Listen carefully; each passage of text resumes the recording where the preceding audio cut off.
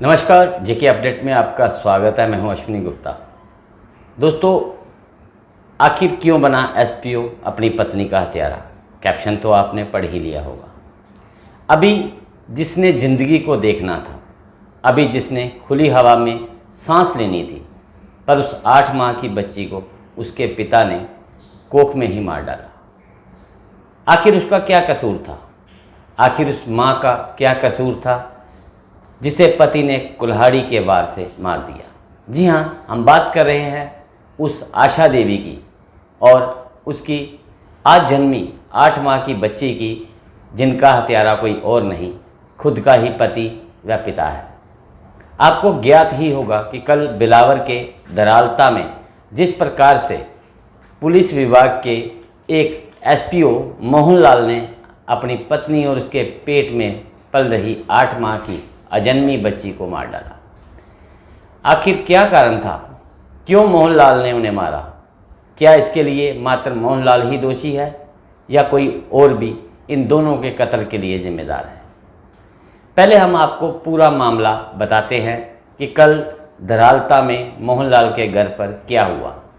सुबह करीब 8:30 बजे मोहनलाल ने किसी बात को लेकर कपड़े धो रही अपनी बीवी आशा देवी के सिर पर कुल्हाड़ी से ताबड़तोड़ कई वार कर उसे वहीं पर ही मार डाला, जिससे उसकी मौके पर ही मौत हो गई। लेकिन मां के मरने के साथ ही उसके पेट में पल रही 8 माह की अजन्मी बच्ची की भी मौत हो गई।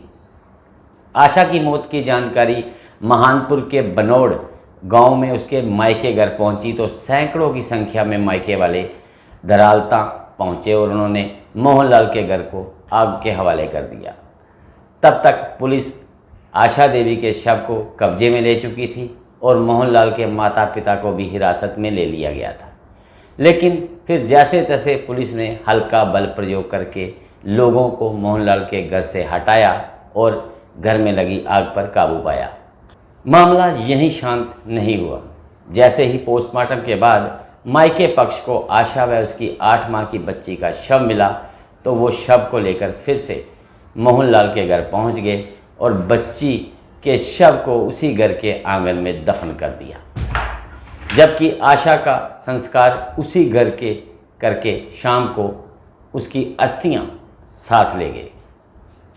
इन सब के बीच मोहनलाल, जो सुबह से ही हत्या करने के बाद से फरार था, वो आज सुबह तड़के करीब 2:30 बजे अपने घर आया तो पुलिस ने उसे वहीं पर दबोच लिया। उसने पुलिस को बताया कि वो खाना खाने आया था।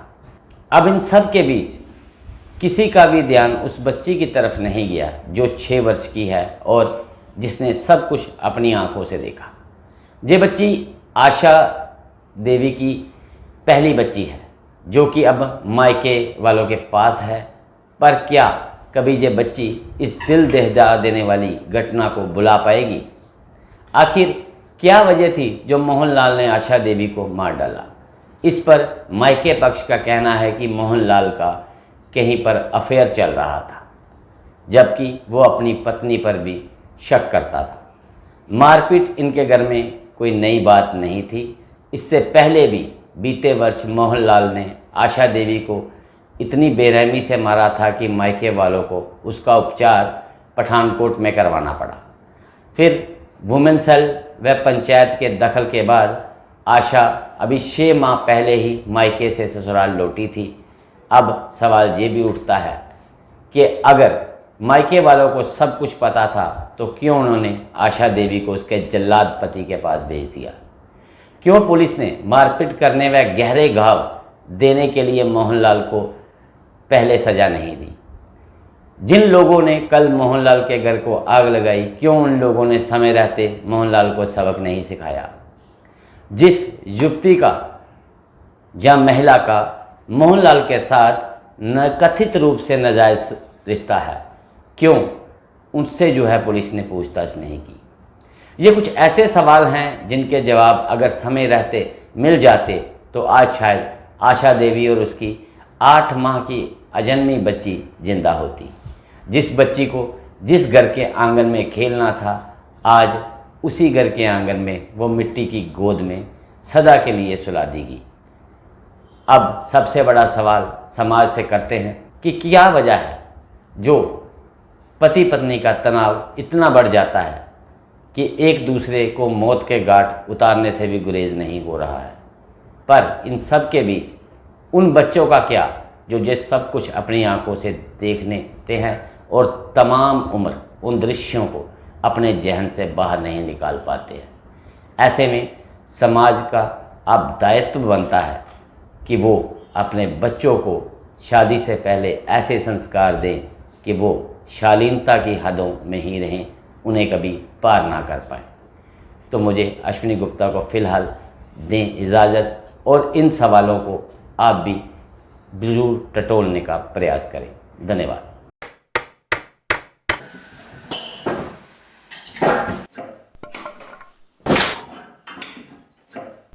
क्या बात है मिस्त्री, बड़ा परेशान लग रहा है। क्या बताएं बाबूजी, कई कंपनियों के कील लाए पर सभी के सभी टेढ़े हो जा रहे हैं। इन कीलों ने तो परेशान कर दिया है।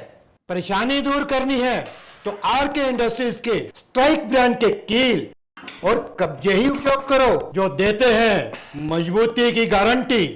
तो चले फिर स्ट्राइक ब्रांड के कील लेने। बिल्कुल, चलो।